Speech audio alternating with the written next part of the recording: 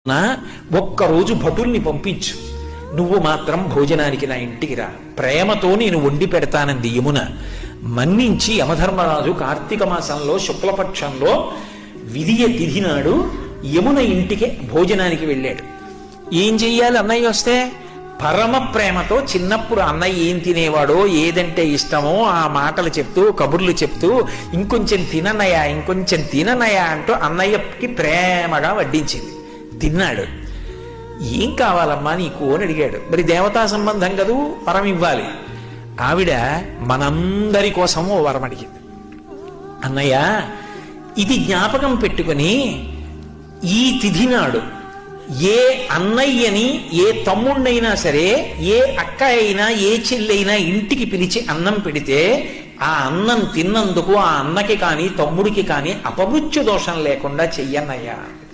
తప్పకుండా ఇస్తానమ్మా అన్నాడు.